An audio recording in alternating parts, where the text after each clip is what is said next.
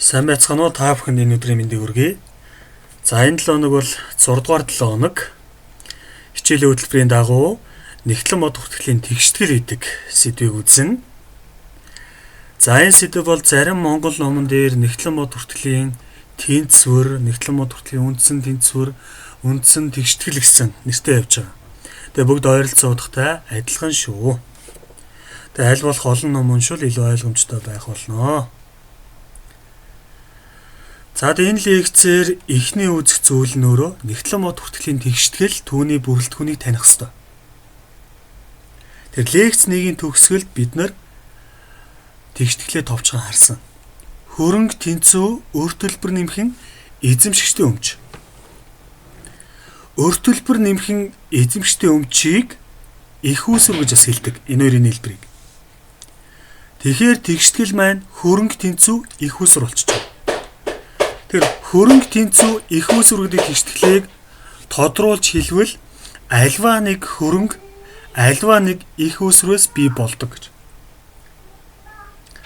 За тухайн хөрөнгө нь магадгүй мөнгөтэй болсон байж болно, бараатай болсон байж болно, өөрийн гэсэн үндсэн хөрөнгөтэй болсон байж болно.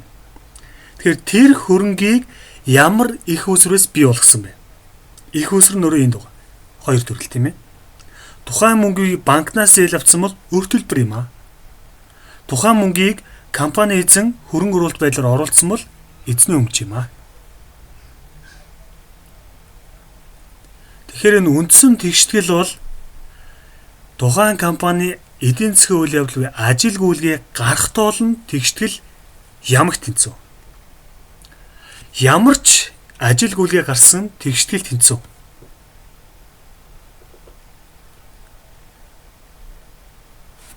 Таван гүйлгээ гарсан ч 5,000 гүйлгээ гарсан ч эцсийн үр дүн бол бас л тэнцүү. Бас л тэнцүү гэдэг. За тэгэхээр энэ товчхон харуулж байна те. Бид нар нөгөө лекц 2 дээр суур үзэл баримтлалыг үзсэн байгаа. Тэр үзэл баримтлалын дагуу тухайн компани эдийн засгийн үйл явдлуудыг бүртгэдэг. За энэ тэгштгэл бол ямагт тэнцүү байх ёстой шүү гэдэг анхаарах ёстой гэж. За мэдээж компани татам өгж байгаа бол эхлээд гадны өрийг төлөх ёстой. Тэг үлдэж байгаа хөрөнгийг эздэд хуваарлах ёстой гэдэг асуудлыг энэс ярьж өгсөн байна. За одоо эдлээ тэгштгэлийн үндсэн 3 бүрэлдэхүүнийг товчхон тайлбарлая. Эхлээд хөрөнгө гэж. Тэгэхээр лекц 3 дээр хөрөнгө гэдгийг тодорхойлж өгсөн байгаа. Бүр тодруулж хэлэх юм бол нэгтлэн мод хүртгэлийн олон улсын стандарт 1 санхүүгийн тайлангийг толилуулах гэсэн стандарт байна. Тэр стандарт дээр хөрөнгө гэж юу вэ гэхээр хөрөнгө гэдэг нь өнгөрсөн үйл явдлын үр дүнд үүссэн ирээдүйд эдийн засгийн өрөөгөж өгөх магадлалтай компани эзэмшилт байгаа нөөц гэж тодорхойлж өгсөн байдаг. Тэгэхээр эргээд лекц 3 үзээрэй. За тэр тодорхойлтын дагуу энд явж байгаа. Бизнесийн эзэмшилт байгаа нөөц. За нөгөө талд ирээдүйд үйлчлэгээний чадварыг бий болгоно. Нөгөө эдийн засгийн өрөөгөжийг бий болгоно гэдэг санаа бол энд явж байгаа. Тэгэхээр хөрөнгө гэдэг тодорхойлтын дагуу хөрөнгийн маш олон дансууд байдаг. За энд бол товчхон мөнгө, хангамжийн материал, тоног төхөөрөмж гэж оруулсан байна. Тэгээ лекц 3 эргэж харуул мөнгөчин дотроо гар дээр байгаа касс, банкнд байгаа мөнгө харилцах, дансны авлага, авлагын бичиг, бусад авлага, татвар нийгмийн даатгалын авлага, хангамж, за бараа материалын нөгөө хангамжаас гаднах 3 данс явж байгаа тийм түүхэд материал, дуусаагүй үйлдвэрлэл, бэлэн бүтээгдэхүүн гэдэг ч юм. Урдчилж төлсөн зардлууд, газар, барилга, тоног төхөөрөмж, тээврийн хэрэгсэл, компьютер гэх мэт маш олон дансууд байдаг. Тэр эдгээр дансууд нь өөрсдөө яг стандарт заасан тодорхойлтын дагуу байх ёстой гэж. Тэр бүр жишээ бүр тодруулж хэлэх юм бол тоног төхөөрөмж гэж. Тэгэхээр тоног төхөөрөмжийг ашиглаад үйлчлэгээний чадварыг бий болгож байгаа. Өөрөөр хэлэх юм бол тоног төхөөрөмжийг ашиглаад компани үйлдвэрлэл тэр дундаа бүтээгдэхүүнээ гарцсан нэмэгдэж байна. Тэгээ гарцсан нэмэгдэх юм бол тухайн компани орлого нэмэгдэнэ. Орлогоо дагаад ашиг нэмэгдэж байна. Тэгэхээр эдийн засгийн өрөөгөөж гэдэг асуудал бол компани орлого ашиг нэмэгдэж байгаатай холбож ойлгож болно. За эсвэргээрээ зардлыг бууруулж байгаа байж болно. Тухайн тоног төхөөрөмжийг авснараа, тухайн барилгыг авснараа, тухайн компьютерийг авснараа тухайн компанид гардаг нөгөө зардлууд буурсан байж болно. Тэр орлого ашиг нэмэгдэн эсвэл зардал буур. Энд чинь өөрөө эдийн засаг хөрөөгөөж юм аа л гэсэн үг. За дараагийн мөрөлдгөн өртөлбөр гэж. Тэр өртөлбөр гэдэг бас л нөгөө стандарт 1 дээр заасан өнгөрсөн үйл явдлын үр дүнд байх ёстой. Ирээдүйд эдийн засгийн нөөц гадагшлах магадлалтай гэж. Тэр эдийн засгийн нөөц гадагшлана гэдэг бол нөгөө тухайн үүссэн өр төлбөрийг хөрөнгөөр төлж барагдуулна л гэдэг санаа явж байгаа. За энэ бол хөрөнгөний эсрэг нэхэмжлэл юм аа. Нөгөө талдаа бол эсвэл үүрэг хариуцлага юм аа. Тэр өр төлбөр гэдэг нөгөө англи үгнээр liability буюу үүрэг хариуцлага гэсэн утга бас явж идэг. Нэг манай А компани Б компаниас бараа зээлэр худалдаж авлаа. Тухайн барааны мөнгийг төлөх үүрэгтэй болж байгаа гэсэн. Тэгээ үүрэг нөгөө талдаа нэгтлэн мод хүртгэлд өр төлбөр юм аа гэсэн санаа явж байна. За тэгэхээр манай компанийн хувьд бол өр төлбөр гэдэг бол зээлдүүлэгчид өртөө юм аа гэдэг санаа явж байгаа. Өр төлбөрийн бас л маш олон насууд явж байгаа. Өр төлбөрийг дотор нь хугацаагаар нь богино хугацаад өр төлбөр, урт хугацаад өр төлбөр гэж хоёр ангилдаг. За энэ жишээлх юм бол дансны өглөг, өглөгийн бичиг, цалингийн өглөг, борлуулалтын татварын өглөг, үйл хөдлөх хөрөнгөний албан татварын өглөг гэдээ бол харуулсан байна. За үүнээс гадна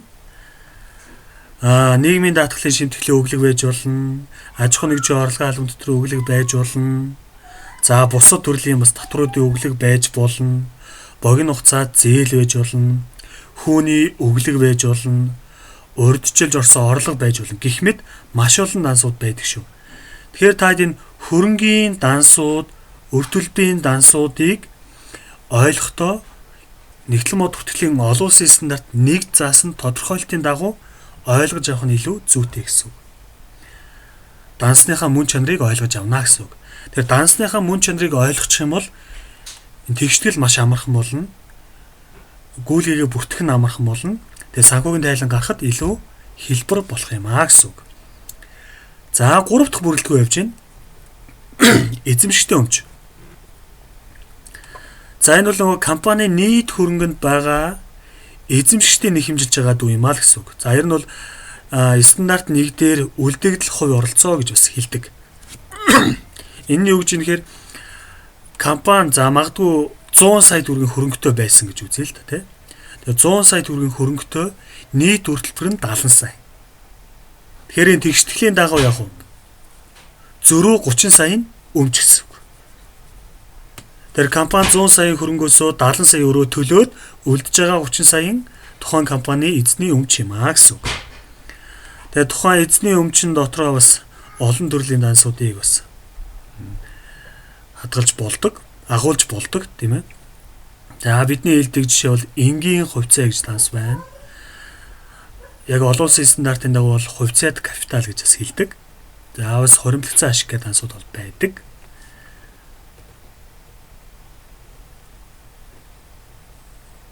За тэгэхээр эзэмшигчдийн өмч гэдэг энэ бүрэлдэхүүн хоёр төрлийн зүйлээр өсдөг юм байна. Нэмэгддэг гэсэн үг тийм ээ. Эзэдийн өмч нь нэмэгддэг. Хоёр төрлийн зүйлээр компани эзэдийн өмч нь буурдаг гэсэн. За өсөж байгаа зүйлд тухайн компани эзэмшигчид хөрөнгө оруулалт хийж байгаа асуудал. Хөрөнгө оруулалт хийж байгаа.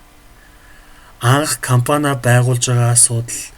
За эсвэл тодорхой хугацааны дараа үйл ажиллагаа явагдсан дараа эзэмшигчид дөрмийн сангаа нэмэгдүүлж байгаа байж бол компани өмчийг л нэмэгдүүлж байгаа гэсэн. Энэ нөрөө компани өмчийг нэмэгдүүлж байгаа. За дараагийн зүйл нь орлого явж. За орлогыг лекц 4 дээр бол хангалттай тайлбарласан байгаа тийм. Лекц 4 чи үлээ орлогын тайлан ба өмчийн өөрчлөлийн тайлан гэж байгаа. Тэр орлогын тайлан бол нөгөө орлого зардлын зөрүү буюу ашиг алдагдлыг тайлгнаж байгаа. Компани үйл ажиллагааны үр дүнг бол харуулдаг тийм ээ. Тэгэхээр орлогын нэр төрөл мэдээж маш олон байна.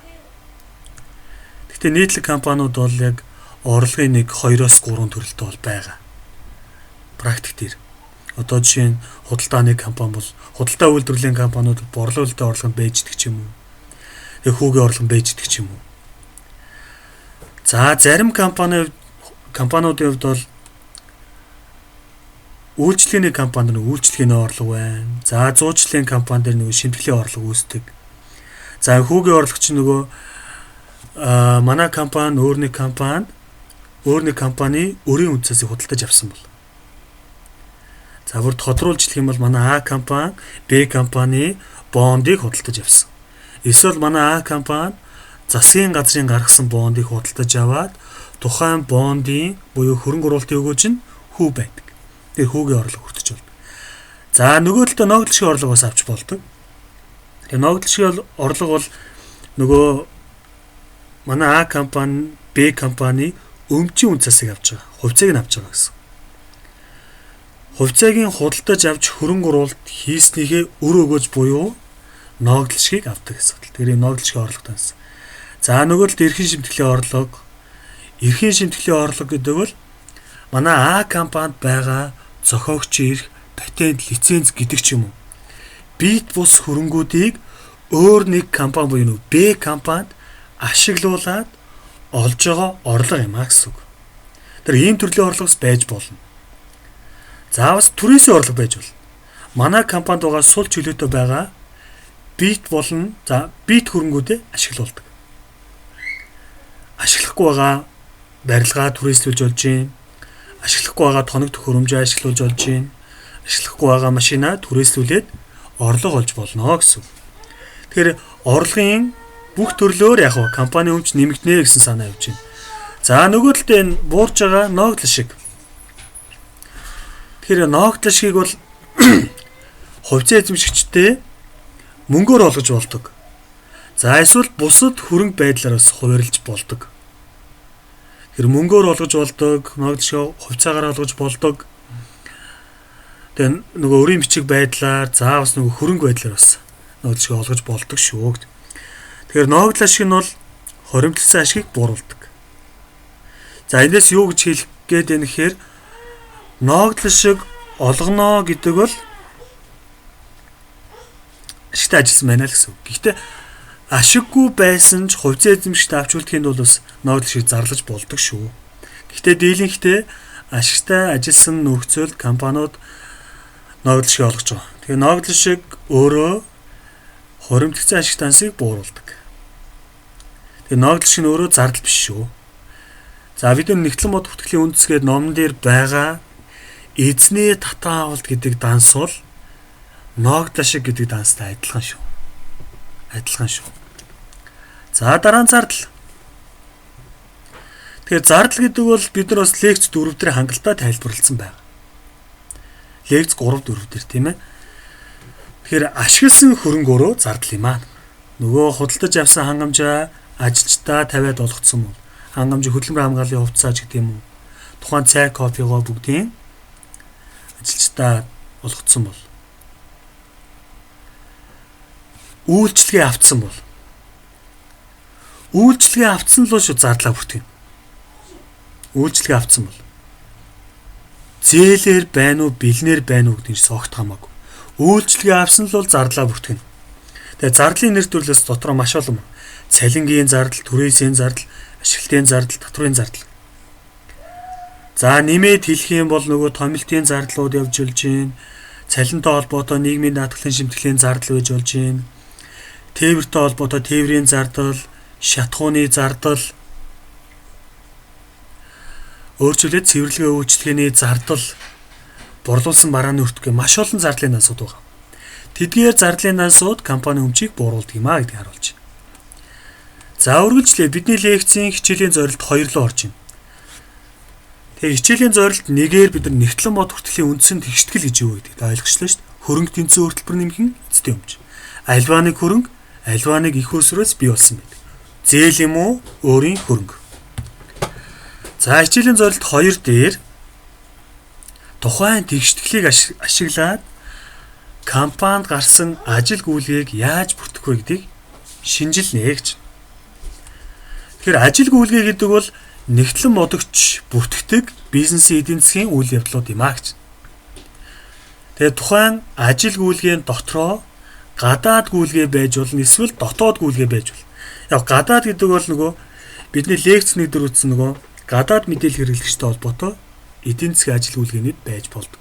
Нөгөө хэрэглэгч, нөгөө засгийн газар, нөгөө татварч гэдэг юм. Нөгөө нэг хувьцаа эзэмшигч гэдэг юм уу те тэдгээр хөл. За дотоод гэдэг бол компани дотоод хийж байгаа дотоод хөдөлгөөнүүд явдаг. Нэг хилтэст байгаа хөрөнгийг нөгөө хилтэс рүү шилжүүлэх. Нэг хилтэст байгаа мөнгийг нөгөө хилтэс рүү шилжүүлэх. Нэг хилтэст байгаа ажилчиг нөгөө хилтэс рүү шилжүүлэх. Гэх мэт компани доторх гүйлгээнүүд байна гэж. За дараа нь компанид гарсан бүхий л үйл ажиллагаа чинь ажил гүйлгээ биш шүү гэж. За үүнийг дараагийн слайдер бол товчхон танилцуулж явчихна. За тэгээд тухайн ажил гүйлгээ бол нэгтлэн мод бүртгэлийн тэгшгэлд ямарваа нэгэн байдлаар нөлөө үзүүлдэг. Өөрөөр хэлбэл гарсан гүйлгээ бүр тэгштгэлийн дагуу тэнцүү байх ёстой. Тэр нэгтлэн мод бүртгэлийн процесс бол эдгээр 9 процессын дагуу явдаг. Ажил гүйлгээг шинжилнэ, дараа нь журнал бичнэ, журналаасаа шилжүүлнэ, тэгээд шалгах балансаа гаргаад тохироо хвчлэлтэй хийгээд тохируулсны дараах шалгах балансаа гаргаад тэгээд санхүүгийн дөрвөн тайлан гаргаад тэгээ хаалт дэмжилтээ хийгээд хаалт дэмжилтийн дараах шалгах балансаа гаргана гэж. За ажил гүйлгээг шинжилж байна.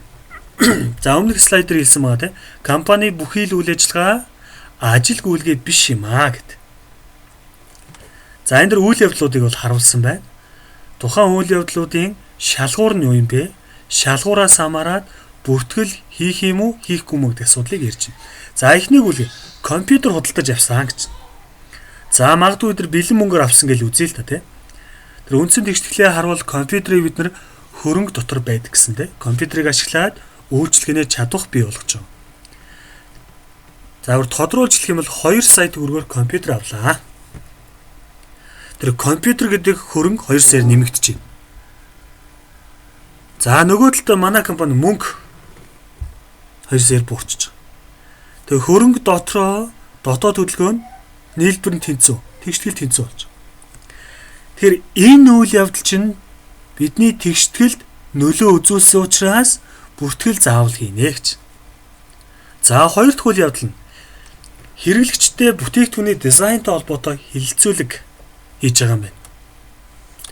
За хэлбэр хийцэн ямар байна, өнгө үзэмж ямар байна гэдэг тал дээр хэлэлцүүлэг хийж байгаа.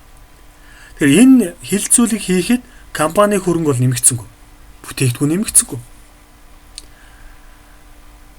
Тухайн бүтээгдэхүүнээ зарсангүй. Ямар нэгэн зээлийн гүйлгээ гарсангүй. Эзэн хөрөнгө оруулалт хийсэнгүй. Тэгэхээр бидний үндсэн тэгшгэлд өөрчлөлт гараагүй учраас энэ үйл явдлыг бүртгэхгүй гэж. За 3 дахь үйл явдал. Түрээсийн төлбөрөө төлж байгаа. Тэгэхээр манай компаниг байр түрээсэлж байгаа, тоног төхөөрөмж түрээсэлж байгаа бол тухайн хөрөнгийг ашиглажлаа. Тэр өмнөх зардлын тодорхойлолтноор байгаа тий. Хөрөнгө ашигласан бол зардал юм аа. Үйлчлэгээ авцсан бол зардал юм аа.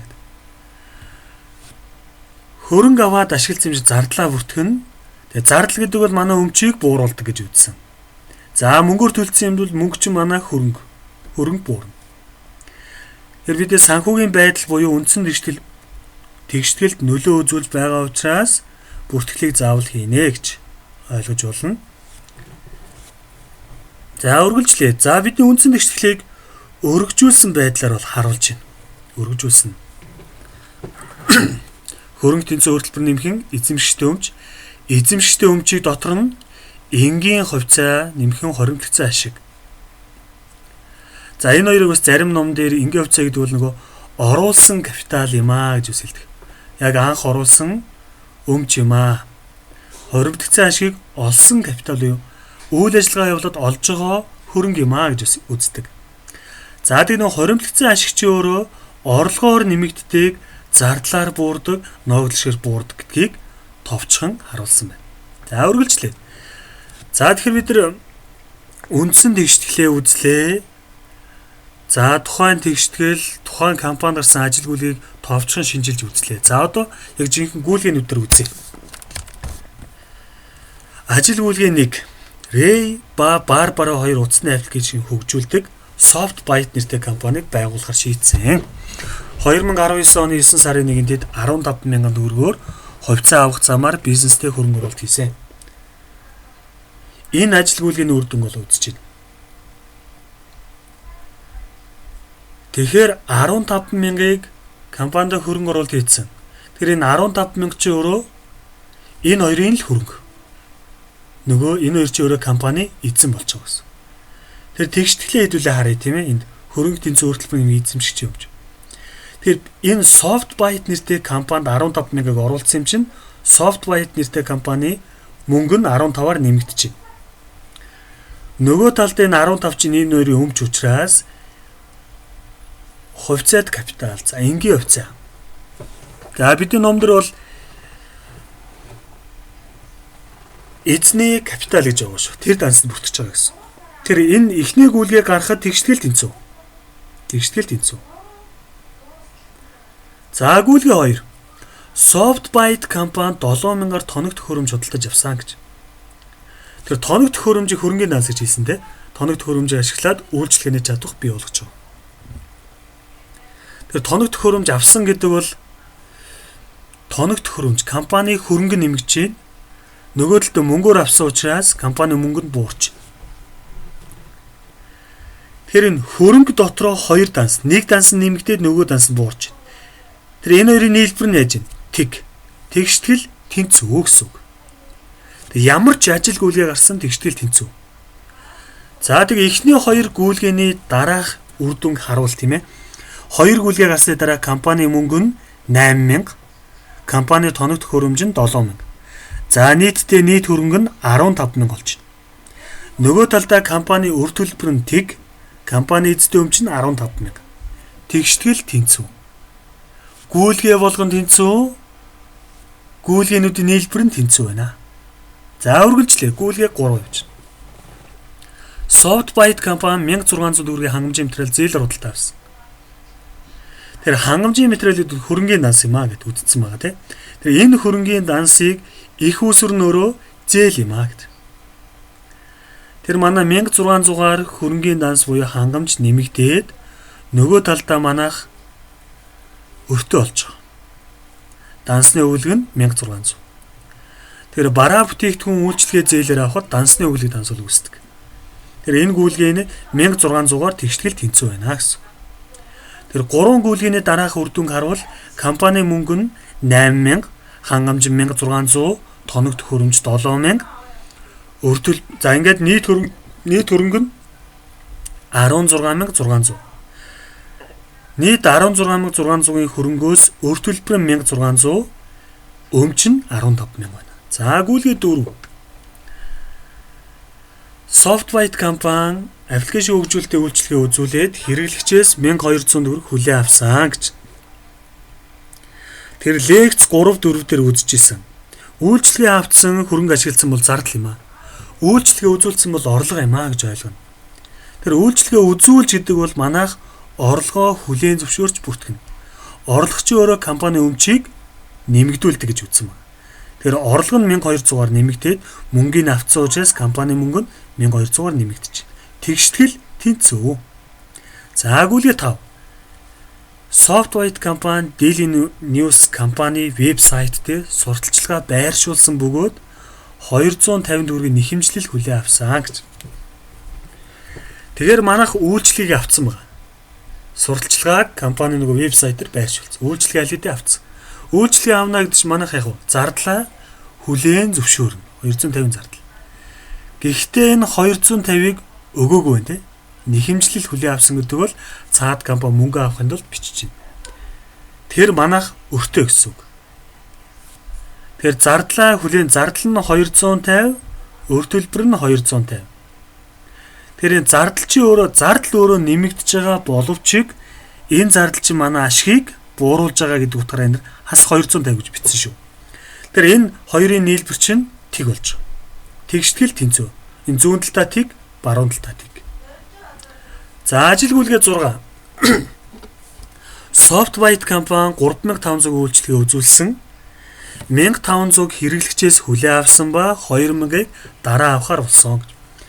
Тэгэхээр 3500 үйлчлэгээ үзүүлсэн гэдэг бол манайх яг орлогоо хүлээн зөвшөөрч бүртгэнэ. Шууд компани орлого. Энэ мөнгийг одоо авахаас үл хамаарч орлогоо заавал хүлээн зөвшөөрнө. За энэ мөнгөний чинь 1500 хүлээгээд авцсан байна. Мөнгө нэмэгдэнэ 2000-ыг дараа авна. Дансны авлага 2000. Тэгштгэл 3500-аар тэнцүү. За ажил гүйлгээ 7 явж. SoftBite компани 9-р сар дараах зардалуудын төлбөрийг төлсөн.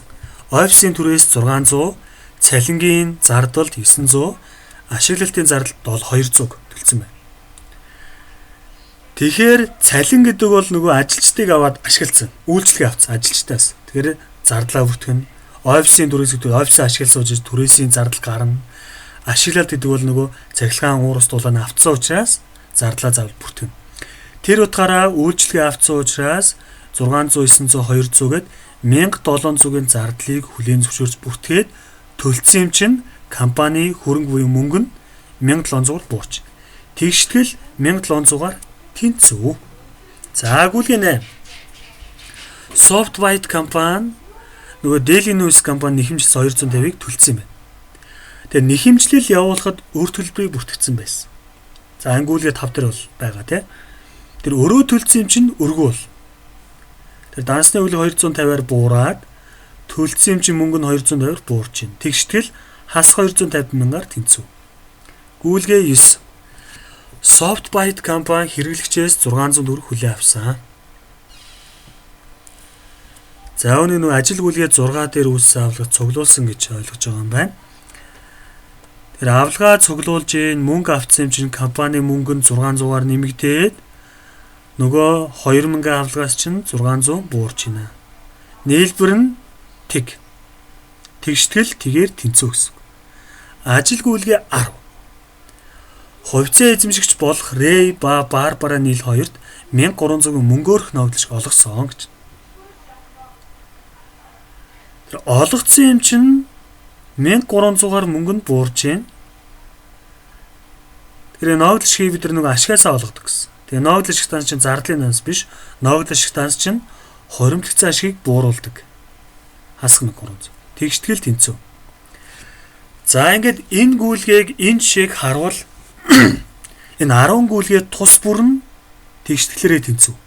10 гүйлгээний эцсийн үр дүн 18050 гээд тэнцүү байна. Тэгэхээр энэ гүйлгээний тоо 10 байж болно, 100000 байж болно тийм ээ. Ямар ч л байсан тэгштгэл тэнцүү юм аа. Тэр 10 гүйлгээний дараах үр дүнг харуул компани мөнгө 8050 болцсон байна. Дансны авлага 1400 болцсон байна. Хангамж нь 1600 болцсон байна. Тоног хөрөмж 7000 байна. Тэгээ нийт хөрөнгө нь 18050. Компани өр төлбөр тэр дундаа дансны үлэг нь 1600, компани эзний хөрөнгө оруулалт нь 15000, компани орлого нь 4700, зардал нь 1950, ногдлох нь 1300. Ингээд өр төлбөр нэмэх эзэмшигчтэй өмчийн нийлбэр нь 18050 гээд тэгштгэл тэнцүү болж байгаа. За тэгээ саяны жишээнээс үндэслээд энэ дүгнэлтийг бол харуулж байна. Ажил гүйлгээ бүр дараах илэрхийллээр шинжлэгдсэн байх ёстой. Тэгштгэлийн 3 бүрэлдэхүүнийг бодно. Тэгэхээр сайн тэгштгэлээс харахад хөрөнгө дотроо дансууд нь хоорондоо нэмэгдээд буурсан байж болно. Өр төлбөр нь бас хоорондоо нэмэгдээд буурсан байж болно гэдгийг бол харж болж байна. Тэр бүрэлдэхүүн бүр нь бол маш олон данстай шүү гэдгийг бол сайн ойлгох хэрэгтэй. Тэр дансныхаа мөн чанарыг ойлгох юм бол ажил гүйлгээний энэ хүснэгтний шинжилгээ хийхэд амархан бол. Тэгээ тэгштгэлийн хоёр тал бол ямагт тэнцүү байх ёстой шүү. Ямагт тэнцүү байх ёстой. За үргэлжлээ хэдүүлээ эдгээр 5 гүйлгээг хамтдаа өртгөж үзье. За Вирмари компани 8 дугаар сарын ажил гүйлгээ өгөгдсөн байна. Тэгэхээр нэгтлэн бод хүртгэлээ өргөжүүлсэн тэгштгэлийг ашиглаад эдгээр ажил гүйлгээний нөлөөллийг хүснэг хэлбэрээр харуулна гэж үндсэн тэгштгэлийн дагуу юм. За гүйлгээ 1 хувьцаа эзэмшигчид 25,000-аар хувьцаа худалдаа авсан. За энэ компани байгуулж байгаа л гэсэн үг. Тэр өмнөх гүйлгээгээ сануул энэ 25,000 чинь энэ компани мөнгө нэмэгдэж байгаа. Нөгөө талдаа компани эзэдийн өмч буюу энгийн хувьцаа 25,000-аар нэмэгдэж байна. 25,000-аар нэмэгдлээ, хувьцаа 25,000. За гүйлгээ 2 7,000 төгрөг офисын тоногт хөрөм зээлэр худалдаа авсан. Тоногт хөрөмжөөр хөрөнгийн данс тэр хөрөнгө нь 7,000-аар нэмэгдээд зээлэр авсан юм чинь дансны үлгэн 7,000-аар нэмэгдэж. Гүйлгээ 7,000-аар тэнцв. За гүйлгээ 3 үйлчлэгээ үзүүлж 8,000 төгрөг хүлээн авсан гэж. Тэр үйлчлэгээ үзүүлсэн юм чинь манайх орлогоо 8,000-аар хүлээн зөвшөөрнө. Мөнгө авцсан учраас мөнгө нь 8,000-аар нэмэгдэж. Тэр нэмэх 8,000-аар тэгштэл тэнцв гэсэн. За гүйлгээ 4 явж байна. Энэ сарын түрээсийн төлбөрт 800,000 төлсөн. Тэгээ түрээсийн үйлчлэгээ авцсан учраас зардлаа хүлээн зөвшөөрж бүртгэж чинь мөнгөө төлсөн учраас мөнгө нь 850-аар буурсан байна. Тэгштэл хасах 850-аар тэнцв. За гүйлгээ 5 ногдлох олгож байна. Тэгэхээр ногдлох олгоход ашигаас олгодог гэж үзсэн. Тэгээ ногдлох дансан дээр хасах 1000 олгоцсон юм чинь мөнгө нь 1000-аар буурж. Тэр гүйлгээ бүр тэгштгэл тэнцв 5 гүйлгээний эцсийн үр дүнгээр бас л тэгштгэл тэнцв. Тэр 5 гүйлгээний үр дүн бол 38,150-аар тэгштгэл тэнцсэн байна гэж. За тэр хичээлийн зорилт 1 2-ыг үндэслээд хичээлийн зорилт 3 буюу санхүүгийн дөрвөн тайлан бол гаргаж ирдэг. Тэр санхүүгийн үндсэн дөрвөн тайлан бол орлогын тайлан, өмчийн өөрчлөлтийн тайлан, за энэ бол хоримтлогцсон ашигын тайлан гэж хэлсэн байна. Тэр өмчийн өөрчлөлтийн тайлан дотроо хоримтлогцсон ашигын тайланг агуулдаг.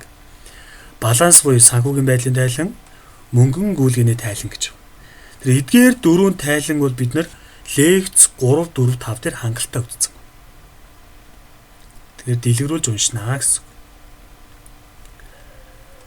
За энэ дээр яаж ингэх нөгөө өмнөх SoftBite нөгөө аппликейшн хөгжүүлдэг компани тайлан бол харуулж байна те. Нийт 10 гүйлгээ байсан. Энэ дээр бол эхлээд орлогын тайлан явж. Орлогын нэг төрөл.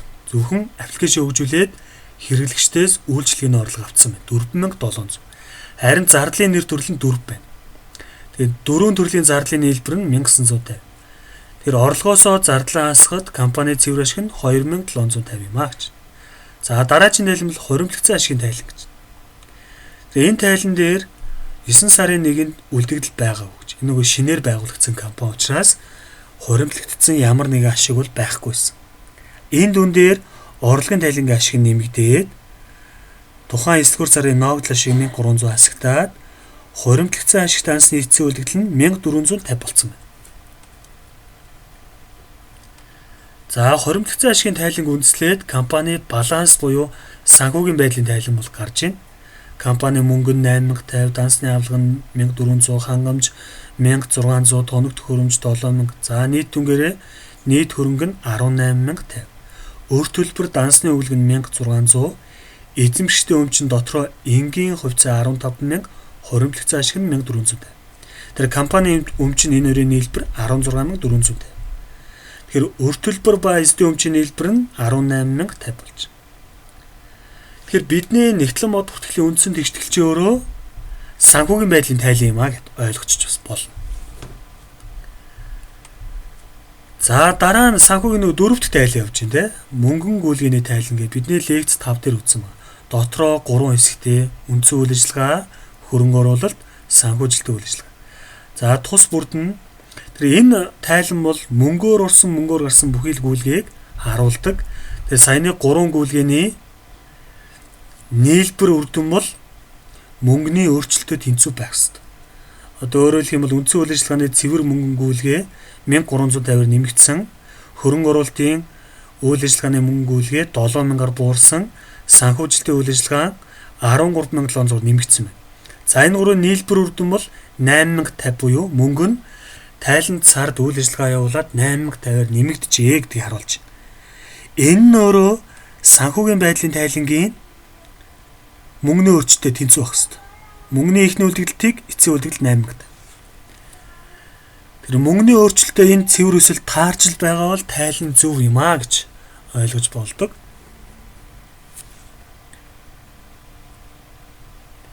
За ингээ бидний лекц 6 өндөрлж байна. Дэлгэрүүл сайн уншаарай. Амжилт хүсье аа.